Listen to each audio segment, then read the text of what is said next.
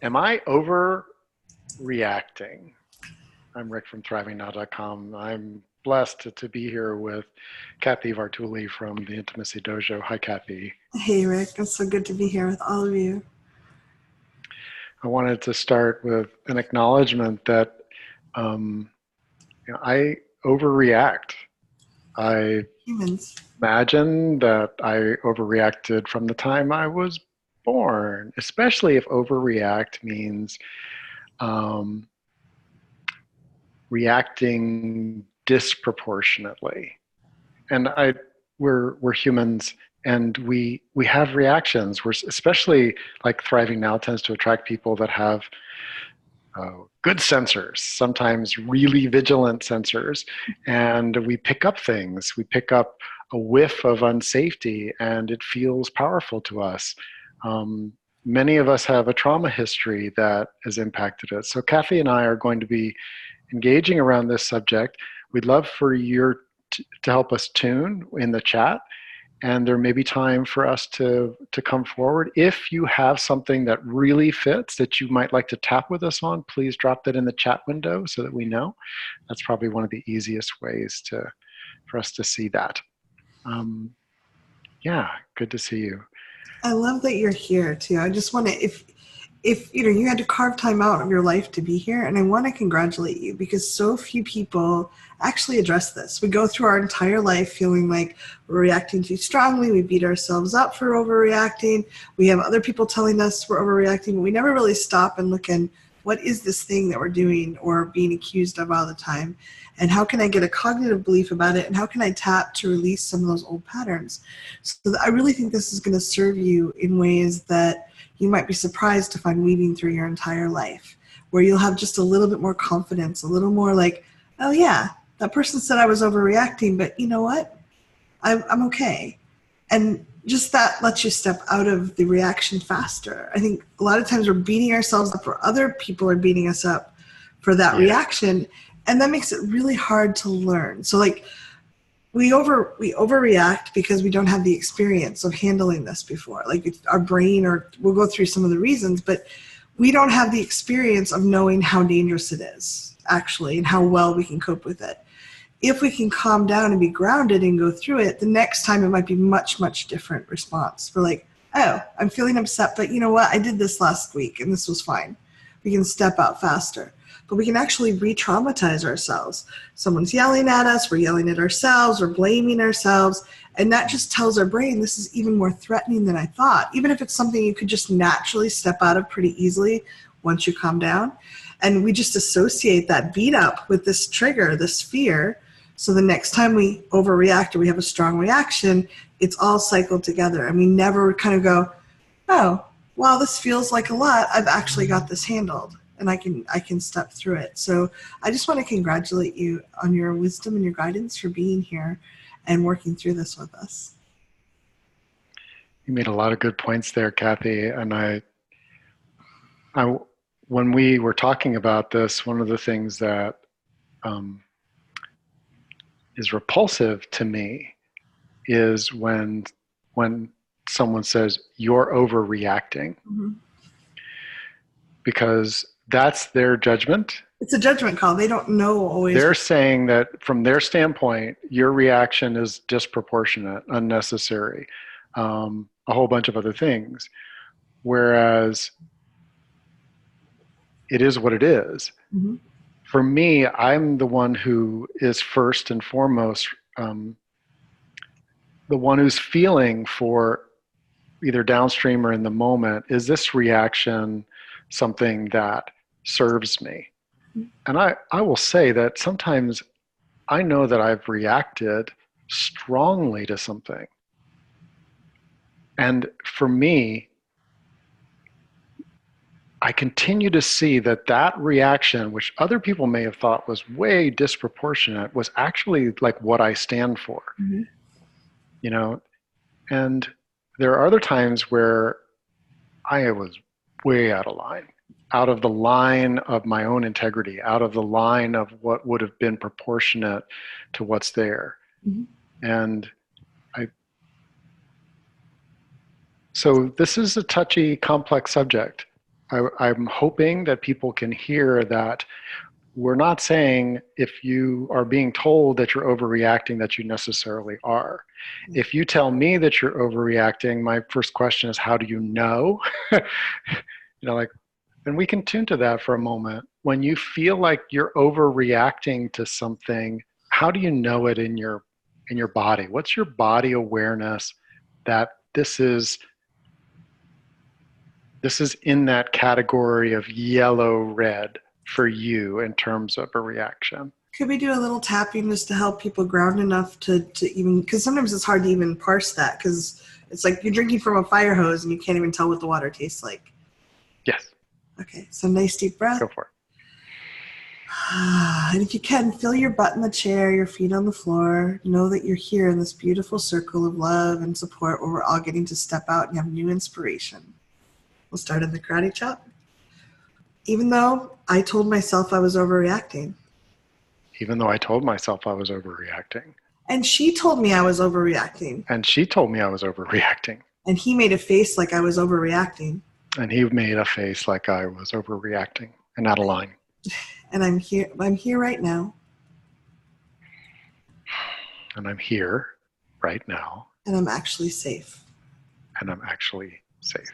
Even though I'm blaming myself for overreacting. Even though I'm blaming myself for overreacting. And I think they are too. They are too. There's part of me that feels frightened. There's part of me that feels frightened. Or very, very mad. Or very mad. Activated is the word I get. And yelling at that part is not going to help. And yelling at that part of me has never helped. I send that part of me love. I send that part of me love. And I ask the universe to help me ground. And I ask the universe to help me ground. Top of the head, I'm yelling at myself for overreacting. I am yelling at myself for overreacting. Eyebrow, they're yelling at me for overreacting. They're yelling at me for overreacting. Side of the eye, maybe I am overreacting. And maybe I am overreacting. Under the eye, maybe I'm not. And maybe I'm not. Under the nose, I can love myself no matter what. I'm open to loving myself no matter what. Chin, maybe I have really good reasons. And maybe I have some really good reasons. Collarbone, that may not be completely obvious to an outsider. That may not be obvious to an outsider. Under the arm, they may not even be obvious to me right now. They may not even be obvious to me right now. Top of the head, I'm open to understanding and loving myself through this. I'm open to understanding and loving myself through this. Nice deep breath.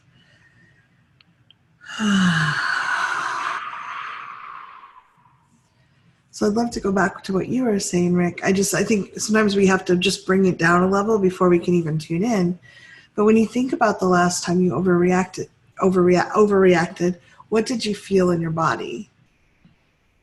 For me, I sometimes feel like a pressure, like kind of a blindness, like that kind of like I can't even focus on anything. It's just too much. I'm kind of a panic feeling. Mm-hmm.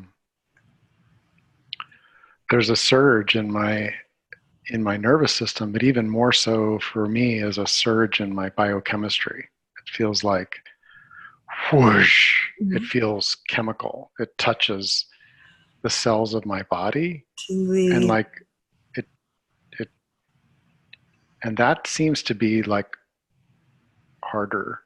Mm-hmm. Could we do some tapping on just the feelings? Yeah. Do you want to so just taking a moment, and there's the feeling, the body feeling of it. Mm-hmm. And like for me, there's an energy of I've got to get it out. Mm-hmm. And that's why often loud voice it's like, whoa. That would be a reaction in my body. I want to fix it or get away from it, so I want to run away. Like some people will go forward, fight, flight, freeze. Some people freeze. Some people are like, oh, I need to either fix this or run the other way, get away from this feeling. Even though I get these intense body reactions, Even though I get these intense body reactions.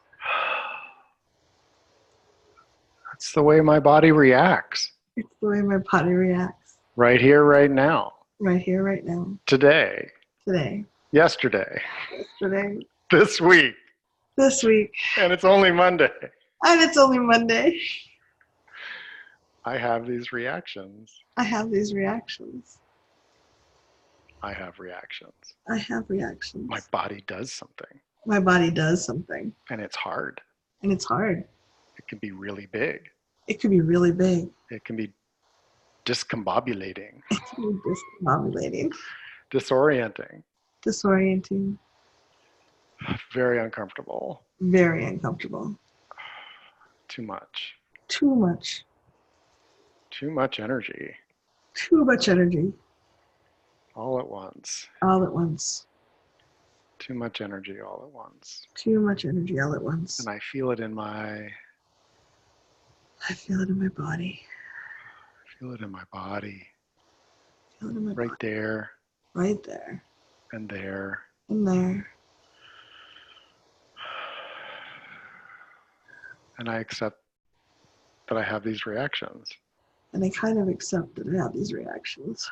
I do have these reactions. I do have these reactions. I'm aware I have these reactions. I'm aware I have these reactions. There's no getting away from the fact that I have these reactions. There's no getting away from the fact I have these reactions. That doesn't mean I always will. Does not mean I will always will. But I accept that I have these reactions. But I accept that I have these reactions. Ooh, that felt good. Yeah. That's always half the battle is just when we're fighting reactions or trying to get forward of them or behind them or escape them or freeze, we're not actually processing them. We have to actually be with them. We can tap so that it goes faster, but we have to actually be with something to have any power over it or ability to release it. So if we're just actually, oh, I do have these reactions, all of a sudden we're here and now and grounded, we have so much more power to steer where we're going versus we're ahead of it trying to pull it or push it away or just frozen and unable to move. None of those things actually give us a lot of power. So the more we practice being with these uncomfortable feelings, the more power we have. Would you tap on the uncomfortableness of these feelings? Sure. Karate chop, even though this is so uncomfortable. Even though this is so uncomfortable. And I do not want to be here. And I do not want to be here. I want to get away as fast as I can. I want to get away as fast as I can. I want to shove these away. I want to shove these reactions away. The truth is I'm having these reactions. The truth is I'm having these reactions. And if I try to shove them away. And if I try to shove them away. I'm actually dissociating. I'm actually dissociating. All those emotions and feelings are still going on. All the emotions and feelings are still going on. I'm just not really processing them. Yeah, I'm not really processing them. And they're kind of stuck in my body. And they start feeling stuck in my body, which makes me more reactive. Yeah. The head, the body. What did you say? Hey, body. Hey, body. Eyebrow. I'm sorry I've been blaming you for all these uncomfortable feelings. Yeah, I've been blaming myself, my body, for all these uncomfortable feelings. Side of the eye.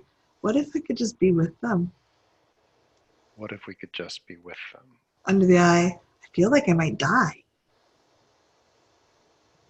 Yeah, they're so intense. I feel like I might die. Under the nose. When I was 2 or 3, it was too much.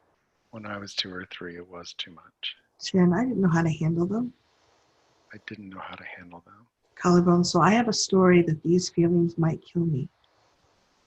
I have a story somewhere inside my brain that these feelings might kill me. Under the arm. Right there. Right there. Under the arm. But I can actually survive them. I have survived them. Top of the head. I only have to feel them for 30 seconds. I only have to feel them for 30 seconds. Eyebrow, and then I can just breathe for 30 seconds. And then I could breathe for 30 seconds. Side of the eye, maybe I'll feel them for another 30 seconds. Maybe I'll feel them for another 30 seconds. Under the eye, that teaches my primitive brain that I'm safe. That teaches my primitive brain that I'm safe. Under the nose, and I can step in and out. I can what? Step in and out. And I can step in and out. Chin, and I don't have to feel all these uncomfortable feelings all at once. And I do not have to feel all these uncomfortable feelings all at once. Collarbone, I don't want to leave them buried in my body. I do not want to leave them buried and building up in my body. Under the arm, I ask the universe to give me the courage to feel these. I'm not hearing you, and not the technology. I think there's something processing. I ask the universe to give me the courage to feel these feelings. I ask the universe to give me the courage to feel these feelings. Top of the head, so I can release them and move on. So I can release them and move on. And I'm feeling like, and respond in a way that is more me. Yeah, respond more authentically. Well, like for me, emotional freedom is that when there's something important and dear to me, like how I respond to a child in my life or respond to a situation that's dear, it's important to me, then if I'm in reaction, I'm not actually in response. It feels like I have not much choice. Mm-hmm. And what you were saying as we were tapping, I could feel like, oh, if when I have the stimulus hit me, if I can be with it for 30 seconds, I mean, I don't need to be, if I could be with it for 300 milliseconds, then I would be a different Rick on the other side of that. Well, I think they actually look at meditators, and one of the things that it does is you have the stimulus and there's a gap between the stimulus and the response. Mm-hmm. And I've noticed that in my life, but here we're looking at things that still like hit the raw part of us. Right. If there's no pause, even a small one, we have no choice. We're reacting completely versus making a choice. And go ahead. I just think it's a muscle. And one of the things that I really think is important for people to remember, and I have to remind myself all the time, it always feels impossible when we first start feeling this. It feels like we can never do this, but this is a muscle we can build up just like anything else. So when we first feel it, I really, like a lot of times with clients and myself, if something big is happening, just like 30 seconds, just breathe with it and then release. And maybe I take a 10-minute break and step back in. But as we build up those muscles, it gets easier and easier to be with that. And as we're with it, if we just feel it and let it, don't hold on, just feel it and let it be. Don't try to push it out, pull it. Don't try to change it. Just be with it. It changes, it flows, it moves. And I think of like every time we push it away, it's kind of like a closet where we're packing more and more in. And then we're trying to push a little bit more in and everything comes falling out on us. And we have this like meltdown and we overreact. But the more we can feel it, the closet starts getting very neat and organized. And we can say, okay, I need to put this aside for a few minutes. I'm in a place where I can't really have a lot of emotion. There's room in the closet to put it out, put it there. And then we have the muscle later, so it's not so scary to pull it out and just process it, if that makes sense. It does. So thank you. You and I had pointed at, so one of the things that helps with reaction is to have some questions and some understanding. It's not sufficient in the moment, often to override it, but it is foundations with your tapping to be able to look at, okay, I had this reaction. Where's it coming from? And one of the core things is threat. Mm-hmm. So someone emailed me about racially insensitive comments that one of their coworkers was making. Mm-hmm. And I asked her, does it feel like it's a threat or maybe something else, like a sense of team or respect or something like that? And she said, wow, it feels like a threat. Mm-hmm. which says to us that the lizard brain, the part of the primitive brain that really does need to know, pick up little rustles in the grass. And if it means that we bolt 100 yards and it was just a mouse, It's better that's a than waste of energy, but we're not eaten. And so one of the questions, if we have overreactions that we have, is this a threat? And let your non-logical brain answer that. Mm-hmm. It can sound really like mine when it says it. It's like, yeah, I'm afraid he's going to turn on me and bite me.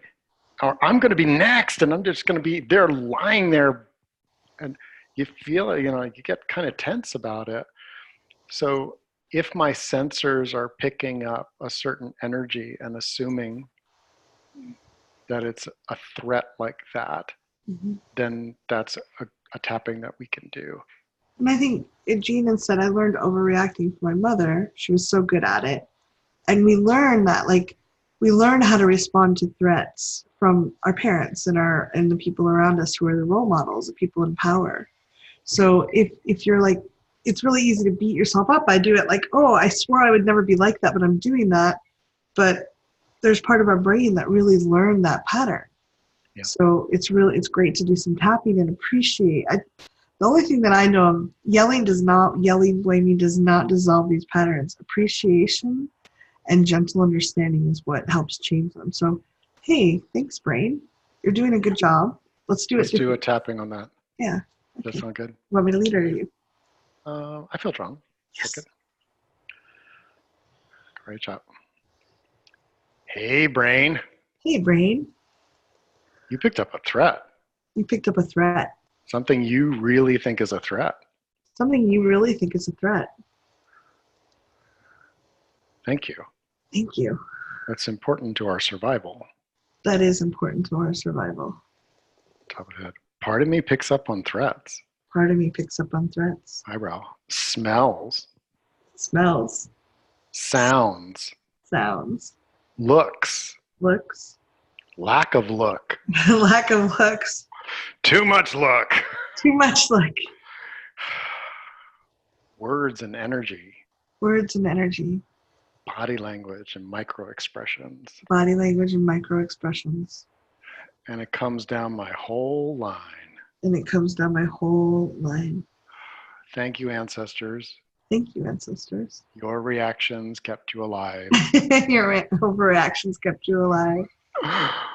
Thank you, ancestors. Thank you, ancestors. You passed down to me some really potent sensors. You passed down to me some really potent sensors. And it's okay for me to put a question mark. It's okay for me to put a question mark. Hold on. Threat? Threat? Threat. Threat. What about it is a threat? What about it is a threat? I may have overreacted. I may have overreacted. But I'm still here. I'm still here. I may have overreacted. I may have overreacted big time. But I'm still here. But I'm still here. Thank you, brain. Thank you, brain. I'm not giving up those sensors. I'm not giving up those sensors. It's just where do I go with them? It's just where do I go with them? And I'm in the process of feeling those and checking in. I'm in the process of feeling those and checking in. Deep breath. And those of you that have been with Cathy and I know that there are times when we recommend that you look behind you. Mm-hmm. You look under, you look around. You say, is there actually a lion or a tiger? Is a lion, tiger, bear, threat, X, Silly as it seems. And sometimes that person is in your world. You're sharing them, and you're going to expect to be vigilant, more vigilant around someone that hits your brain as a threat. But I find that if I can start with, well, what feels unsafe is a question we've asked, but also more specifically when it comes to reactions, threat. And it's not binary, I think. I think one of the things about asking a question is that we're inviting other parts of us to feel into it, our head, our heart, our gut, our groin, and answer. And it's usually not, well, someone is utterly safe. Or if you try to write it off, like you get that, your hackles start, like you get the hairs on the back of your neck, and you say, oh, I'm being silly. That's a good way to have overreactions, I think, when we don't honor our primal sensors are picking up on something. Mm-hmm. It could be just distasteful, Mm-hmm. right? Like I've had people, when I was growing up, my mom reacted certain ways to situations that were really primal. And for me, I've kind of come to a place where that's pretty distasteful. I don't want to be around it. I don't want to engage with it. But it's not the same kind of, like, it hits her in the threat. And I had to and this is what made EFT so dear to me. Oh, thank you, hallelujah. Was that I was able to shift things from being absolutely positively a threat to my nervous system to being something that was distasteful, Mm-hmm. but not like wham, wham, wham, Well, which my mother deals with. Yeah. Well, I think what Rachel said about she's having a reaction to a certain person lately, and she's not sure if she's just being triggered because of past stuff or if it's intuition. And I think it can be really confusing. It can be really hard to know, is this guidance or fear? Is this a reaction or real? And a lot of times I'll just tap in on like, thank you for the warning. I'm paying attention now. Yeah, let's do it. Yeah. Do you want to tap on that? Yeah. So take a nice deep breath. And I think we all have times when we've had that, like, is this real information or is it something I'm just this person remind me of someone, or is this a real warning? Karate chop. Hey, brain. Hey, brain. I hear you. I can't not hear you. I'm noticing the reaction. I'm noticing the reaction. And I'm paying attention. And I'm paying attention. I'm not sure if this is a real threat or not. I'm not sure if it's a real threat or not. And I'm paying attention to what you're saying. And I'm paying attention to what you're saying. Top of head, does she just remind me of something that was a threat? Do they just remind me of something that was a threat? Eyebrow, or is there guidance there? Or is there guidance there? Side of the eye, what if it's both? And what if it's both? Under the eye, maybe there's some guidance mixed up with old stuff. Guidance mixed up with old stuff. Under the nose. And maybe I'm being reminded of that old stuff because you're trying to warn me. And maybe I'm being reminded of the old stuff because I'm being warned. Chin. Thank you, brain. I choose to be present with my body. I choose to be present with my body. Collarbone, I ask the universe to bring me clarity. I ask the universe to bring me clarity. Under the arm, and to help me know what the next right step is. And to help me know what the next right step is. Top of the head, I don't know whether to move away or work through this. I don't know whether to move away or work through this. And I ask for guidance. Or both. And I ask for guidance. And I ask for deeper guidance. Nice deep breath. And one of the things, just acknowledging that you're having the feelings can let you kind of sit in them more deeply. Because when we're kind of in that questioning, when we feel confused, most humans have a tendency when they're confused to blame themselves, to kind of be more tight and not as open to the feelings that are going on. It's just like, that's how we're raised. You're supposed to know what know what's next. You're supposed to be decisive. MacGyver never doubted himself. He's just doing the thing. Versus it really is, humans are uncertain sometimes. And if we can relax and just kind of feel the feeling, often we get more clarity. But as long as we're fighting the confusion or just blaming ourselves for not knowing, it's really hard sometimes to step into that and just go, oh, this person does remind me a lot of that old person. And maybe there's something a little off about them. Maybe I don't want to give them the key to my house, or maybe I don't want to spend as much time with them. And any answer is okay, but I rather make it from a place of being in my body and making a decision rather than reacting to it. Which brings us to one of the other things that you and I had talked about before the call. And I think that understanding this really helped me with my inner guidance. So thank you so much, Rachel, for that. Mm-hmm. Because what I notice, like on trauma, has a multiplier effect on our reactivity. Absolutely. And for some, the trauma acts as a 1,000x or 100,000x on a certain type of situation, a certain type of trigger. And that's just the nature of trauma. I accept that. And we are still looking for ways to bring relief, and tapping helps to do that. But let's say right now, with all the work that I have done around the sexual abuse that happened for 3 years in my teen years from a man, that there's still a 10x multiplier. Let's just use that for an example. And when I'm around someone whose energy reminds me, doesn't have to be their body, although it can be. It doesn't have to be their smell, although it can be. It may not be the way that they look at me or other people, but it can be. And I'm aware of my trauma history, and it's not 100,000 anymore. It doesn't keep me from having great relationships with men, including really loving, expressive ones. But on Sunday, the 10x was there. But 10 times 0 is 0. But 10 times 1 is 10. And 10 times 3 is 30. 10 times 7 is 70. And it felt like a 70. It dysregulated my system. And so there is something there. Now, it can be something that the person has some choice over, like the use of a cologne, not in this case. And that can be the trigger.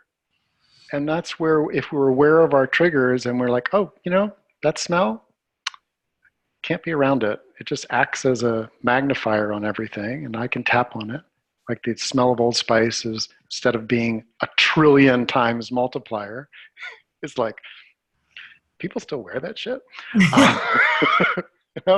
Move away, but not like freeze, run, hide, never see that person again. Yeah. Thank you, tapping. Is this making sense? Yeah, I think to me it does. I think that when we're aware of it, just being aware of that reactivity, the multiplier is really useful. I remember sitting on the couch with a girlfriend one time, and we were watching some weird show, and just the look in someone's eye caused me to we were safely in my living room. I started screaming hysterically. I bit my lip, but my lip was bleeding. It was like just a really strong reaction because it reminded me of something. But once I found tapping, I was able to tap on it. I've watched the same movie, and it makes me mildly uncomfortable, but it's just like, I know what's happening. I can say, you know what, I'm going to go take a walk, or I don't even need to. I can sit there. I can feel the discomfort, which helps clear it even more. But if we don't know those multipliers are there, they're kind of like these electric zaps we get when we're just wandering through our lives. And so we have the perceived threats and how we're supposed to respond to them based on what people told us, but we have the trauma. And I think Kinneret said, I loved what you shared about your cousin forgetting to text you that she'd be late, and she showed up 30 minutes later, and you overreacted. You had the pattern of I don't matter, people don't care. And that's probably something that strong is probably from an old trauma. We learn that we're not loved, we're not worthy, people are going to ignore our needs. And then if someone else just forgets something minor, that multiplier comes in, and it's like, instead of a 30-minute, oh, that's kind of annoying, I could have done something else. It's like, I am unlovable. My primitive brain now thinks I'm not safe. And then there's this huge, and people don't understand. They're like, I was 30 minutes late. Why are you acting like the world's falling apart? But literally your world is falling apart. And I use the analogy Rick was talking about, if you stub your toe and you start screaming and throwing your hands around, people are like, what's going on? This person is overreacting. But if you've just broken your toe and it's really painful and you stub your foot and start throwing your arms around and swearing, if people knew that, they might be like, oh, I get it. So a trauma is kind of like that broken bone that you've knocked and you're just like, oh my God, this hurts so bad. And this is where I really appreciate that we as a circle, by looking at this and honoring our own multipliers, mm-hmm. and maybe bringing some acceptance to ourselves. Yeah. My reaction, like when you told me about what happened at the movie, mm-hmm. if I was 17 and you told me that, I'd be like, what? What's, come on, blah, blah, blah. Today, it doesn't even fall into an overreaction. It falls into, there's something happening here. Mm-hmm. It's big, it's real, and it clearly is something that has deep roots in, and it may not even be something that you could even touch in that moment. Certainly, you may not be able to articulate what's going on, and that's where, as we go forward in this exploration of reactions, we're going to be looking at things like regulation and grounding and things again with this new light that we're putting on it. Well, one of the things I love is we can use it we can use what happens in our life, our multipliers become clues to where we need to tap. So if we're seeing, oh my goodness, my cousin was 30 minutes late, and it would be everyone judges for themselves. For me, it might be like, oh, I'm kind of annoyed they didn't tell me, but it's okay. But if I'm having this big reaction, that's a sign that that's someplace a trauma is really affecting me still. So we can use them as clues as where to spend more time tapping to help release those patterns. And I don't think our society in general role models that. They're just like, no. Really? Yeah. You suppress it, hold it together, like put more locks on the closet, like put a heavier door and some more bolts, because our society doesn't in general know how to clear things. But because all of you have tapping, you have this amazing skill that you can release this old trauma and suddenly like, oh, wow, that felt really crappy at the time, but that's an amazing clue that I need to do some tapping on this, because my cousin came to see me and maybe they like me. I don't know. It seems like they like me because they're coming to see me. So me being upset about it means that there's a wound that I need to heal still. So I'd like to bring in the third item that we felt was really important here, because sometimes it may be an old wound, it may be trauma, but if you're touching on it, it's like, doesn't feel like that's where it is. Another question. So we had threat question. What does this remind me of? Is this a multiplier effect? The trauma. The trauma. And then is there a rule being broken here? Mm-hmm. Because to me, I used to have a really strong rule. If you care about someone, you show up on time. And if you can't show up on time, you let them know. And if you don't let them know, then they'll cry at your funeral, because that's the only reason you shouldn't, in this day and age, let people know what's going on. But it can be very stressful. Can't be late. Even as I just activate that one, I'm getting hot. Just from the rule has a lot of energy to it, because if somebody that we care about doesn't follow that rule, there's a cascade effect about what does this mean. Yeah. So when we're looking at our reactions, a lot of people said something about kids, and I totally get that, because that's where I'm overreacting still. It's like, it's bath time. Yeah. Oh, okay, go upstairs, get up. Yep. Okay, he's back downstairs. He's hiding under a blanket. Pick up the blanket. It's bath time. And he tries to crawl underneath the kitchen cabinet. No, you're breaking my rule. I was a good boy, and therefore you should be. Yes. Well, the rule got inherited or decided or something. I mean, I did. So this is where rules are fucking with my sense of regulation. Well, and those rules are expectations in the family you were brought up in. I still remember that same girlfriend and I were setting the table one day. We had just moved in together, and I was like, I was putting the forks in the left and knife, whatever I did, and she was like, "No, this is not," like really upset. "This is not okay." And I'm like, "This is how you do it." And we just had different, like it was, but the rules were broken. Neither of us had a trauma around silverware, but the rules, like we had been trained, we'd put all this energy and time in our life to learning this and following the rules. So how could we have this different rules? And your little one doesn't have those rules. Would you do some tapping with me on my Yes. rule reactivity? Karate chop. I learned the rules. I learned the rules. I lived by them. I live by them. I sacrificed to follow them. I sacrifice to follow them. This is what a good person does. This is what a good person does. I want to love you. I want to love you. But you're not following the rules. You are not following the rules. So this means you are not a good person. This means you are not a good person, and I am not a good role model. Role model. I haven't picked it up yet. How to be a good person. I am failing. I am failing. My parents got me to follow the rules. Yeah, my parents got me to follow the rules. And you're not following them. And you're not following them. Top of the head, I failed. I failed. Eyebrow, all those years invested in these rules. All these years invested in the rules. Side of the eye, how did the rules get to be more important than people? How do the rules get to be more important than people? Under the eye, I put a lot of years and energy into these rules. We put a lot of years and energy into these rules. Under the nose, we cannot break them now. I will not let them be broken now. Chin, you must not be late. You must not be late. Karate chop or collarbone, you shall take a bath. You shall do what you're told. Under the arm, no arguing. Just like me. Ha ha. Just no arguing. No arguing. No Top arguing. of the head, you cannot argue. You cannot argue. Eyebrow, I am the authority. I am the authority. Side of the eye, but I don't really want to be that kind of authority. I do not. I don't want to be that person. Under the eye, but that's what I was role modeled. That's what I was role modeled.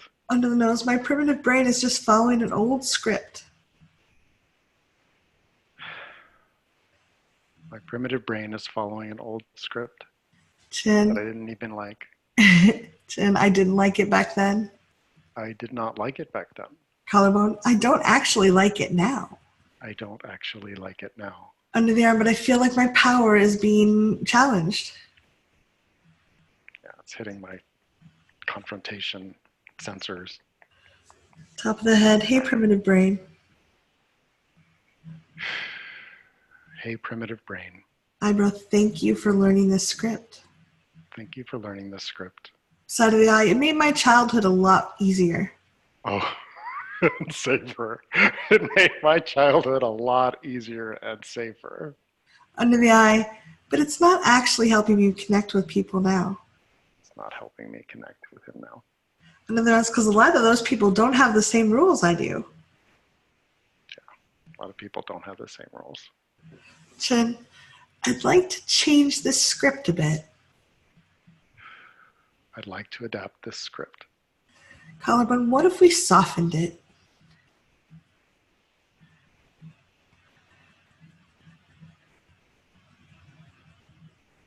I'm not feeling the word soften. Okay. What would you like to do with it? Modify it? Explore other possibilities. What if we explored this a little bit? What if we explored this a little bit? Under the arm, there might be some good aspects to these rules. There might be some good aspects to these rules. Top of the head, there might be some parts that we could really let go. And their overreaction could really be let go. Nice deep breath. The specific overreaction. Yeah. I think specifically, I have friends that are really late all the time. And I liked I like to think that maybe they still love me even if they're late. Instead of going in, because I do that too. Like, I will push myself, I will stress, red light. Oh, if I really think about it changing, it will change. I'll make it on time. And I'll stress the entire time I'm there. And if I'm 1 minute late, I feel horrible. And I don't really connect that person. I'm like apologizing. I'm so sorry. And they're like, I just pulled up too. Like, having some exploration around these rules can give us a lot more freedom. And choosing like, hey, I prefer to be on time. It's very polite. And if I'm not, or if they're not, we're still loved. We're still okay. That could be a really powerful rewrite. Yeah. Oh, everyone take a breath. Let's check in with our body. Maybe there's some reactions that have come up for you. If there's something that you'd like to share in the chat, feel free. And if you feel we've touched and moved a lot of energy tonight. We encourage you to take a moment here and feel gravity working. And this is a sensory, physiosensory.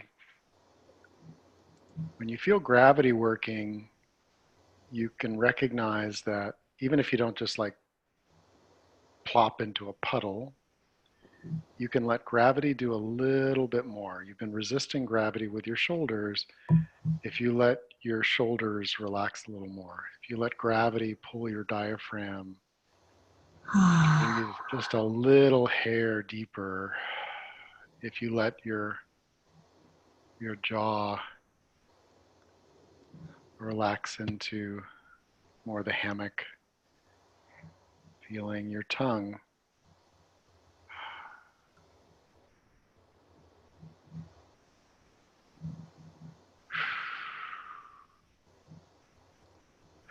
feel your connection to your feet, or that you don't have much of one. Yeah. It's okay. I'm squeezing my toes on my one foot, feeling a little bit. Can I do a little bit of tapping? Because I think everyone's like, this is a lot. We didn't hold back at all. And I think sometimes just appreciating our body and our brains for showing up and just karate chop. I did a really good job. I did a really good job. Just now, I was feeling all these feelings. Just now, I was feeling all these feelings. I was stepping into things I usually avoid. I was stepping into things I usually avoid. And I'm really proud of myself. And I can allow myself to feel proud of myself. Even though part of me is saying I didn't do enough. Even though part of me is saying I didn't do enough. It's not all completely cleared out. It's not all completely cleared out. I pat that part on the head. I pat that part on the head. And I say, good job for caring so much. Good job for caring so much. And it's okay. We did a lot. And it's okay. We did a lot. Top of the head. You don't have to go to the gym and lift a 100-pound weight. You don't have to go to the gym and lift a 100-pound weight. Eyebrow that 5-pound or 10-pound can do quite a bit. 5 or 10 pound can do quite a bit. Side of the eye, and it signals your body to get stronger. And it does signal your body to get stronger. Under the eye, I just signal my nervous system to be so much stronger. I just signal my nervous system to be so much stronger and resilient. Under the nose, I just did a whole circuit. I did the whole circuit. Chin squat thrusts and push-ups and... Oh, don't get me started. Squat thrusts, push-ups. Probably when I just did a lot of different things. I just did a lot of different things. Under the arm, and I send soothing and grateful energy to my entire body. And I send soothing and grateful energy to my entire body. Top of the head. And I thank my brain for taking this journey with me. I thank my brain for taking this journey with me. Nice deep breath.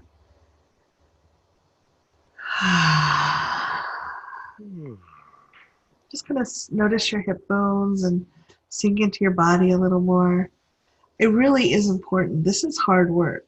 And if we don't kind of say good job, it's hard to get back. But if we say good job this time, it's that much easier the next time. We're training our system to associate clearing and looking at the stuff with like really positive affirmations.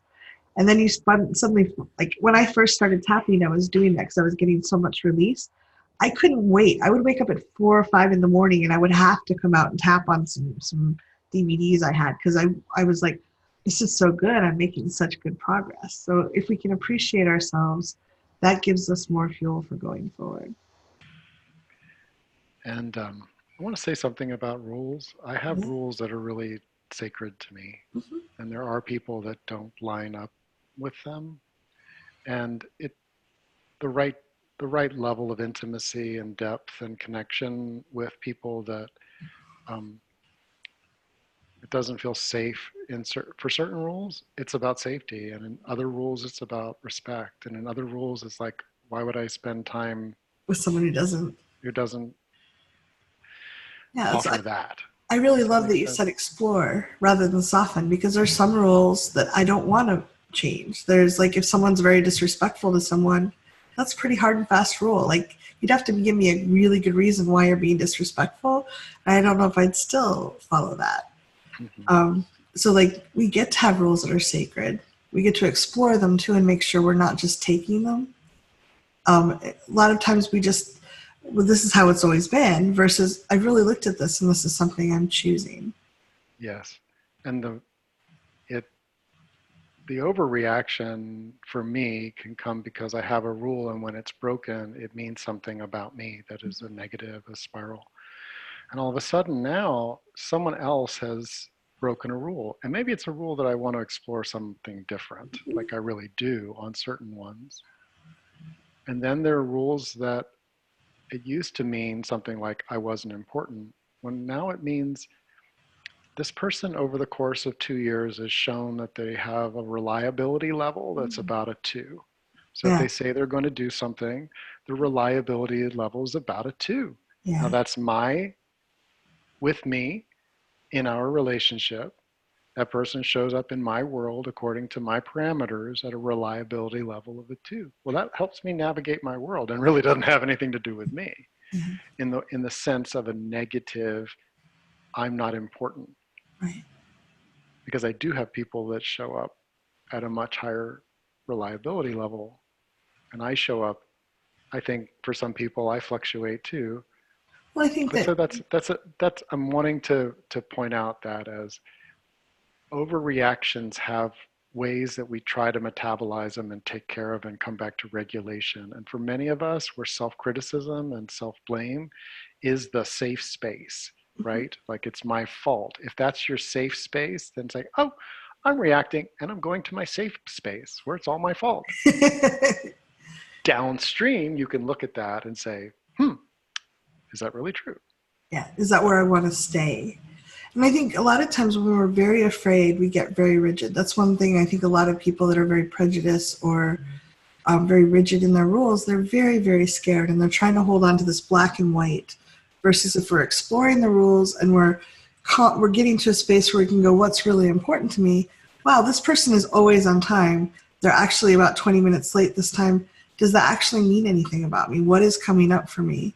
Versus this person is always late and I need to either speak up or set a boundary or stop meeting with them because it's really causing me distress. It's not a reaction. I just don't feel respected. Yeah. So I love the fact that with tapping, we can kind of look at this and explore it differently. Anything else to help us bring this to our circle to a close tonight? I just really appreciate the energy that's here tonight. And I love being able to see some of you tapping along and just nodding your heads like, yep, me too. And Rick, I'm so grateful for the circle that you created, and you brought together such amazing people and created the space where we can all heal and release things. And I believe very strongly that each of these are ripples. Even if we only make a small change, Rick talks about the trajectory changing. If we just a 1 degree change between New York and LA could bring you to a very different place. And each of us being here, to me, that we're creating the world we want to live in. We're creating the people and the energy and the reactions. And it's really beautiful to me. I feel really blessed to be here with each of you. So if you can take that and let that into your heart and know that Rick and I both love the courage that you bring here, and let that help maybe melt some of the fear that all of us carry.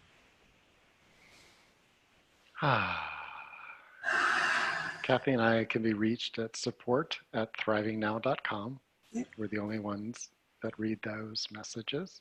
Yeah. If there's some wisdom that arises in you, some aspect of this that feels alive and that has come from your life experience, if there's a question that is like one of those questions that we may never fully answer, but it's alive in you around this, we invite you to share that so that we can recirculate and engage and be in this. I want emotional freedom for all. It's the type of thing that will, an intention that will outlive my life on earth. Yeah. And you all are such a dear and precious part of it. I'm so glad to see people that I haven't seen in a while. I was just thinking of some of you today, which is really a cool synchronicity. Yeah. So, all right. Can I mention the body image quiz? Because I think that's something that when we don't understand where our blocks are, where our fears are, we can get reactive. So I'd love for people to test it out. I just finished a body image quiz to help you look at how you actually view your body, your relationship with your body. So if you're interested in that, it's theintimacydojo.com/body-image-quiz. And I'll put that below. The Intimacy Dojo, DOJO.com. Yeah, put it in the chat. Body-image-quiz. It's a free thing you can sign up for, and I've learned a lot about how I view my body, and I think that's one place where we do react. And we're talking about doing a whole call on that because it affects so much of how we walk through the world. But I just thought I'd throw that out there, and people could test it out if they want to. Okay. So thank you all. Thank you all. Thanks, Cathy, so much. So much fun. Bye. Bye, everyone. Yay.